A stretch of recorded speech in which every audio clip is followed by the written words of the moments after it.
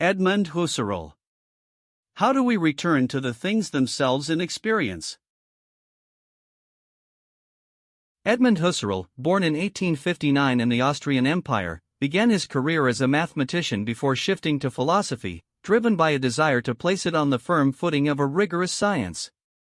He studied under Franz Brentano, whose psychology shaped his early thinking on the mind. As a Jewish professor in Germany during the rise of Nazism, Husserl faced increasing persecution, eventually being barred from the university library under the regime's racial laws. Despite these hardships, he remained dedicated to phenomenology, a method he believed could rescue European culture from skepticism and irrationalism. His major works, such as Logical Investigations and Ideas, reflect an uncompromising commitment to precision. Husserl sought to suspend all assumptions about the external world to describe experience exactly as it presents itself to consciousness. He is celebrated as the father of phenomenology, a movement that would spawn the most important philosophical developments of the 20th century. Intentionality. In analyzing the mind, Husserl realized that consciousness is not a self-contained box, but is always directed toward something. To think is to think of something, to fear is to fear something. This structural feature, known as intentionality, means that the mind and the world are strictly correlated. One cannot understand the subject without the object it perceives, nor the object without the subject that perceives it. This insight broke with traditions that viewed the mind as either a passive mirror or a separate substance. Instead, it revealed consciousness as an active engagement that constitutes the meaning of objects. By focusing on this directedness, philosophy could move away from debates about whether the world is real and focus instead on how the world appears to us.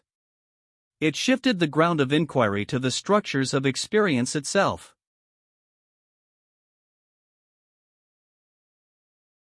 Epoche, phenomenological reduction. In daily life, we operate in a natural attitude, taking the existence of the world for granted. While practical, this assumption loads our experience with unexamined biases. To reach the pure data of consciousness, Husserl proposed a radical step, the epoche, or bracketing. This involves suspending belief in the external existence of the world, not to deny it, but to refrain from using it as a premise. By neutralizing our validity claims, we are left with the phenomenon exactly as it presents itself. This reduction allows the philosopher to become a disinterested spectator of their own consciousness, revealing the essential structures of perception, memory, and imagination. It is a tool of liberation, freeing the mind from tradition and scientific abstraction to return to the things themselves.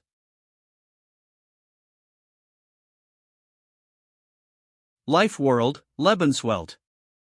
As modern science advanced, it increasingly described the world through mathematical formulas, creating a gap between scientific truth and everyday experience. Husserl warned that this idealized scientific world was being mistaken for the only true reality, while the rich, subjective world of daily life was dismissed. However, he argued that all scientific theories ultimately originate from the life world, the pre-scientific layer of immediate, lived experience.